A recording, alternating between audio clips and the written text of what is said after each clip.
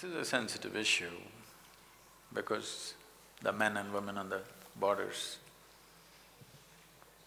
are sticking their life out every day. We bow down to them for their services to the country. All of us are well and doing what we have to do only because you are doing what you have to do, otherwise we wouldn't be able to do what we're doing.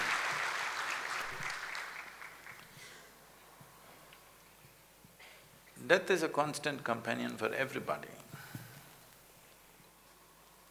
I'm not trying to belittle this, but a soldier is more conscious of this than anybody else. Most other people believe generally that other people die. They never think they die. But a soldier knows he or she can die any moment. So that awareness makes the job very different from almost anything else that we can do. We must understand this, that in this country, one of the greatest teachings that have happened in this country, I'm not an expert on this, but one of the greatest teachings that is hugely recognized in India and across the planet by many, many learned people is the Gita. You must understand, Krishna chose to give the teaching in the battlefield. He could have done it. 12-13 years they were in the jungle, peaceful jungles.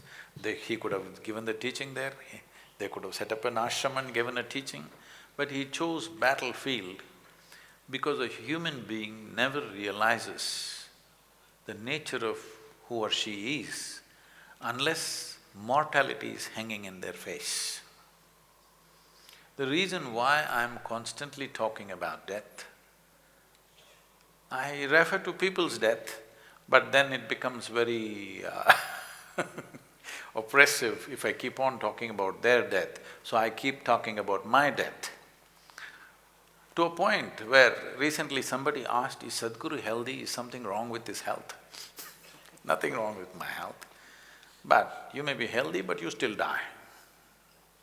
You may be young, you may still die. You may be fit, but you still die.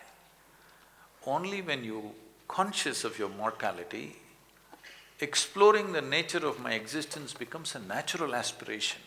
What is beyond this body? I'm not trying to belittle the situation of the Jawans and the officers who work on the borders, facing extreme situations and danger and death in real time, not as a concept, real time. I'm not trying to in any way belittle that, but I'm saying this is also a tremendous place where one to turn inward, because it is natural for a human being, when you are conscious of death, you want to know what is beyond this body. And that longing is called spiritual process. It doesn't matter what is your gender, caste, creed, religion, everybody must have one little spot within themselves which is beyond their body, which is beyond their mind. If this comes into their experience, when the time comes, either in natural ways or in unnatural ways, when time comes to shed this body, you will do this very gracefully. For every human being, I'm not just saying for a soldier, for every human being it will come. You don't know when it will come. But if you had an experience beyond this body, beyond this mind, your ability to handle this aspect of life would be incredibly better than the way it is right now.